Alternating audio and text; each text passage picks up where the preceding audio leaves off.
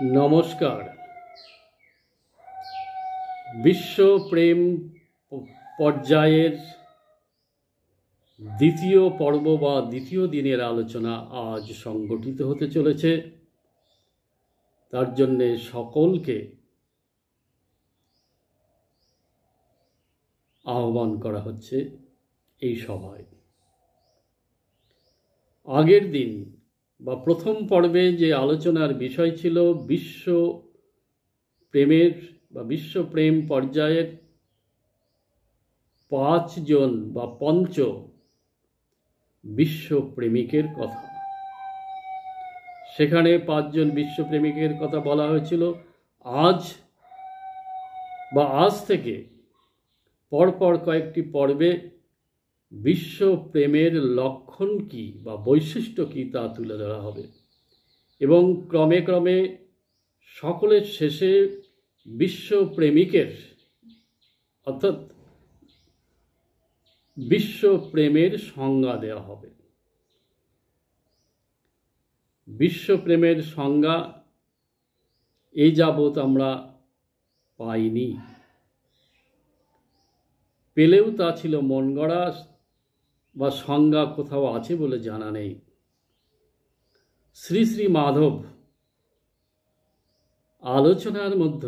তার আলোচনার মধ্যে তিনি যে আলোচনা করতেন, অসংখ্য তার আলোচনা রয়েছে। তার মধ্যে একটি আলোচনা হলো বিশ্ব প্রেম। সেই শ্রী মাধবের সেই আলোচনার পর্ব থেকে আমাদের এই বিশ্ব প্রেম পর্বের বা পর্যায়ের আলোচনা চলছে। শ্রী রাজেন্দ্রনাথ শীলের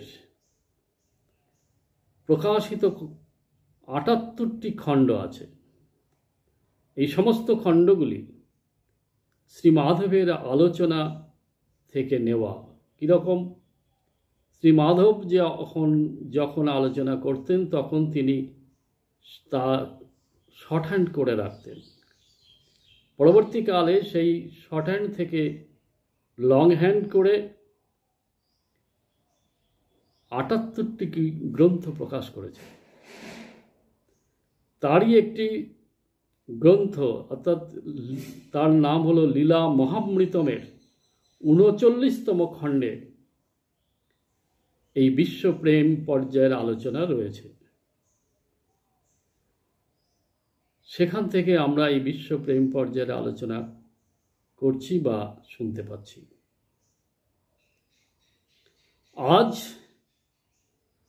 বিশ্ব প্রেমের যে লক্ষণ বা বৈশিষ্ট্যগুলো রয়েছে তার মধ্যে প্রথম লক্ষণ নিয়ে আজকের আলোচনা।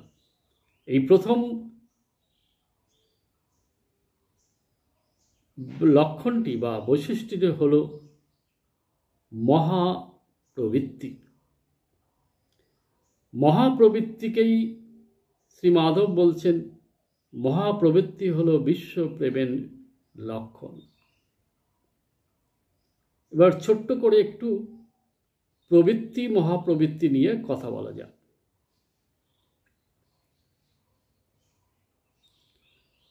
প্রবৃত্তি কাকে বলে?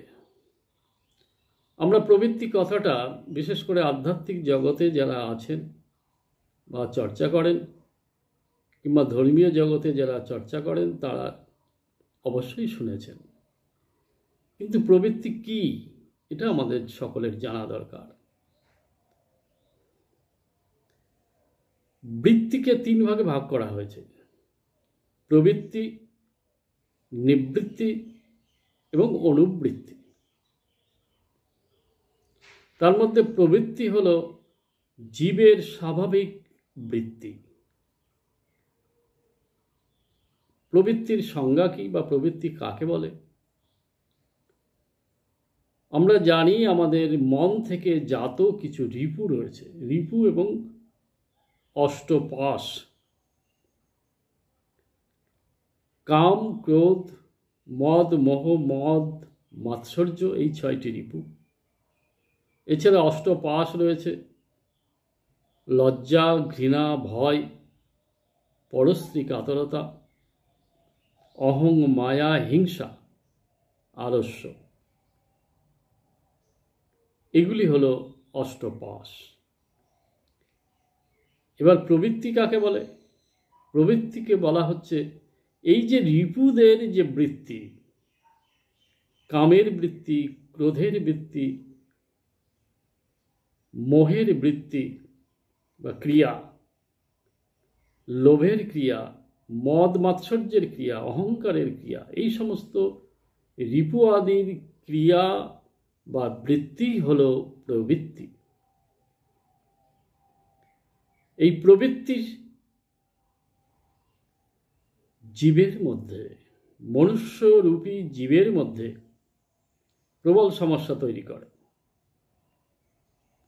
কিন্তু এই প্রবৃত্তি ছাড়াও বিশ্ব সংসার অচল। কিরকম? এই কাম ছাড়া সন্তান উৎপাদন হবে না, আর তা না হলে বিশ্ব দাঁড়িয়ে যাবে, মানুষ শূন্য হয়ে যাবে, জীব শূন্য হয়ে যাবে, প্রাণী শূন্য হয়ে যাবে। লোভ ছাড়া খাওয়া হবে না, আর খাওয়া না হলে দেহ সুস্থ থাকবে না। এইভাবে প্রতিটি ঋতুরই কম বেশি প্রয়োজন পড়ে।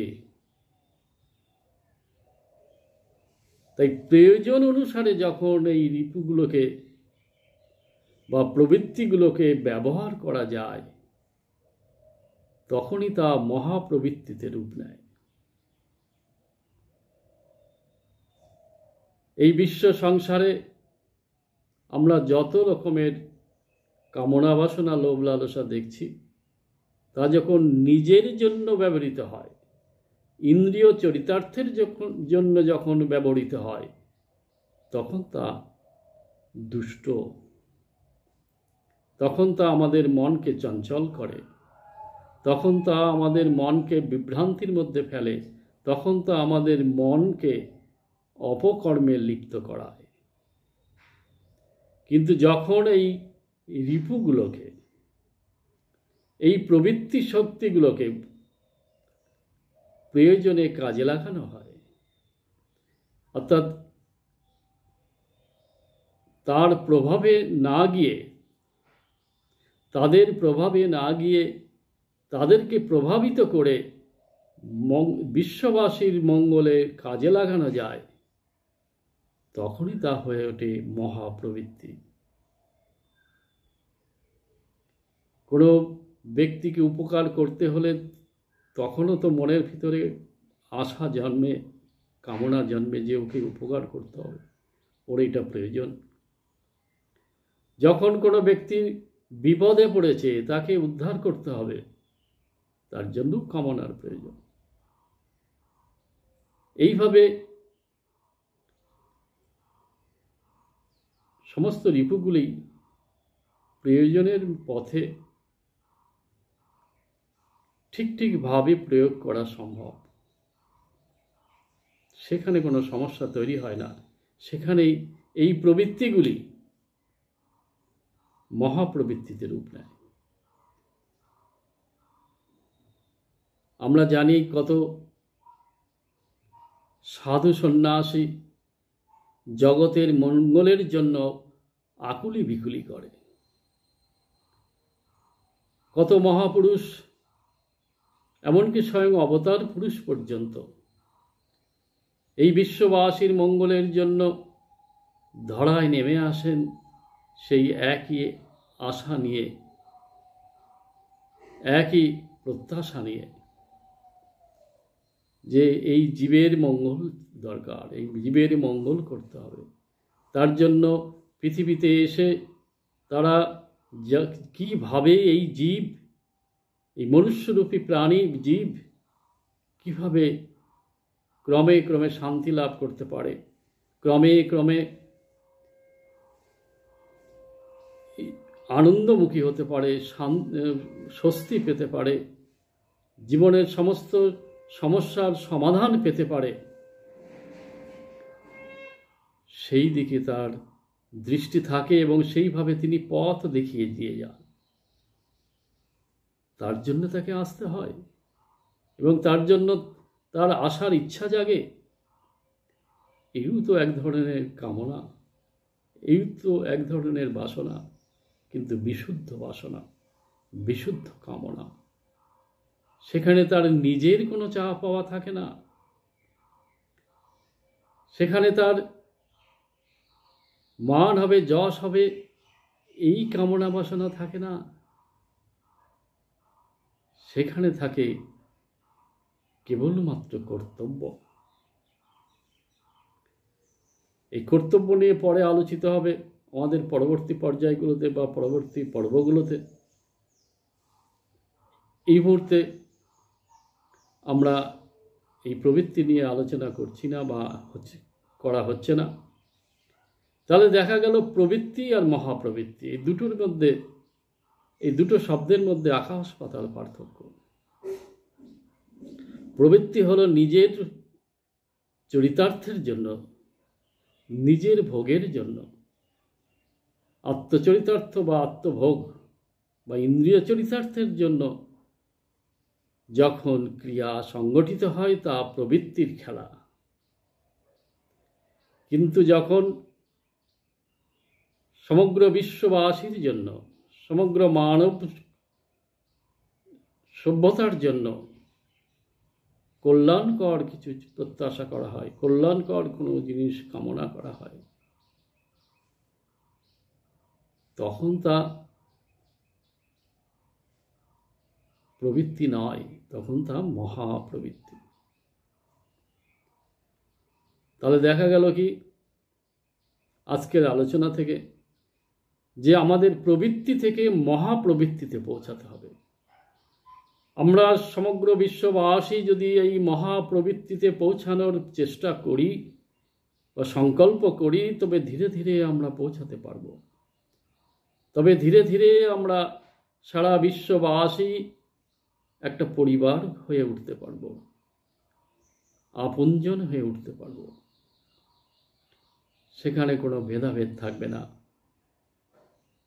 সেখানে কোনো উঁচু নিচু থাকবে না, সেখানে আমরা বড় ওরা ছোট এই ভাব থাকবে না। মহাসাম্য সংগঠিত হবে। তাই বিশ্বপ্রেম মহাসাম্যের কথা বলে, বিশ্বপ্রেম মহা শান্তির কথা বলে। যেখানে মহাসাম্য সেখানেই মহাশান্তি, সেখানেই মহা আনন্দ। এর মতো সুন্দর জিনিস আর কিছু আছে? এই বিশ্ববাসী বর্তমানে খণ্ড খণ্ড হয়ে আছে, হাজারো খণ্ডে খণ্ডিত। আর প্রত্যেকটি খণ্ড অর্থাৎ প্রত্যেকটি দল শুধু নিজের কথা বলতে ভালোবাসে। তার মধ্যে ওই সমস্ত বিবেকী ব্যক্তিগণ মরমে মরে থাকে। ঠিক আছে, আজকের মতো এখানেই থাক। আবার আমরা পরবর্তী পর্বে বিশ্বপ্রেমের আরেকটি বৈশিষ্ট্য নিয়ে আসবো বা আসা হবে। তার জন্য আমরা একটু অপেক্ষা করি। নমস্কার, সকলে আনন্দে থেকো।